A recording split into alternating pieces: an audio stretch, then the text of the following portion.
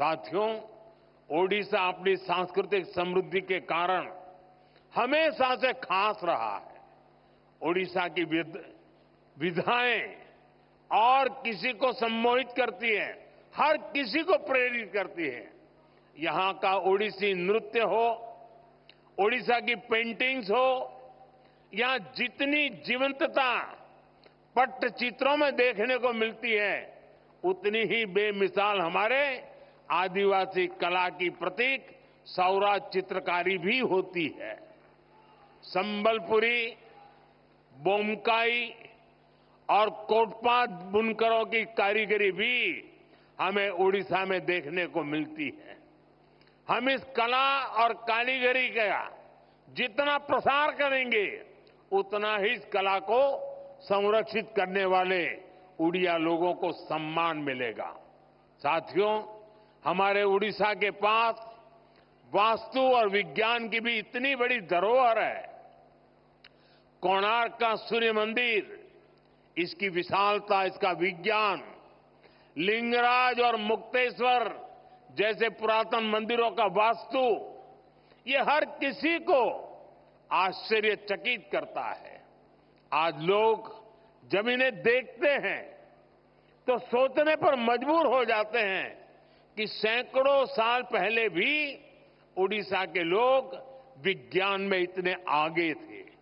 साथियों, ओडिशा पर्यटन की दृष्टि से अपार संभावनाओं की धरती है। हमें इन संभावनाओं को धरातल पर उतारने के लिए कई आयामों में काम करना है। आप देख रहे हैं, आज ओडिशा के साथ साथ देश में भी ऐसी सरकार है जो ओडिशा की धरोहरों का, उसकी पहचान का सम्मान करती है। आपने देखा होगा, पिछले साल हमारे यहां G20 का सम्मेलन हुआ था। हमने G20 के दौरान इतने सारे देशों के राष्ट्राध्यक्षों और राजनयिकों के सामने सूर्य मंदिर की ही भव्य तस्वीर को प्रस्तुत किया था। मुझे खुशी है कि महाप्रभु जगन्नाथ मंदिर परिसर के सभी 4 द्वार खुल चुके हैं। मंदिर का रत्न भंडार भी खोल दिया गया है। साथियों, हमें ओडिशा की हर पहचान को दुनिया को बताने के लिए भी और भी इनोवेटिव कदम उठाने हैं। जैसे हम बाली यात्रा को और पॉपुलर बनाने के लिए बाली यात्रा दिवस घोषित कर सकते हैं, उसका अंतर्राष्ट्रीय मंच पर प्रचार कर सकते हैं। हम ओडिसी नृत्य जैसी कलाओं के लिए ओडिसी दिवस मनाने की शुरुआत कर सकते हैं। विभिन्न आदिवासी धरोहरों को सेलिब्रेट करने के लिए भी नई परंपराएं शुरू की जा सकती है। इसके लिए स्कूल और कॉलेजों में विशेष आयोजन किए जा सकते हैं। इससे लोगों में जागरूकता आएगी, यहां पर्यटन और लघु उद्योगों से जुड़े अवसर बढ़ेंगे।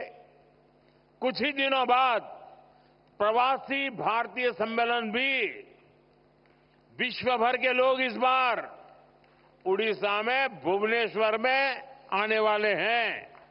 प्रवासी भारतीय दिवस पहली बार उड़ीसा में हो रहा है।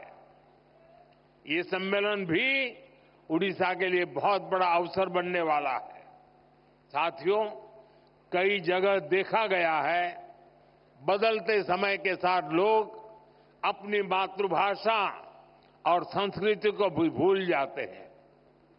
लेकिन मैंने देखा है, उड़िया समाज चाहे जहां भी रहे, अपनी संस्कृति, अपनी भाषा, अपने पर्व त्योहारों को लेकर हमेशा से बहुत उत्साहित रहा है। मातृभाषा और संस्कृति की शक्ति कैसे हमें अपनी जमीन से जोड़े रखती है, ये मैंने कुछ दिन पहले ही दक्षिण अमेरिका के देश गयाना में भी देखा। करीब 200 साल पहले भारत से सैकड़ों मजदूर गए, लेकिन वो अपने साथ रामचरितमानस ले गए, राम का नाम ले गए। इससे आज भी उनका नाता भारत भूमि से जुड़ा हुआ है।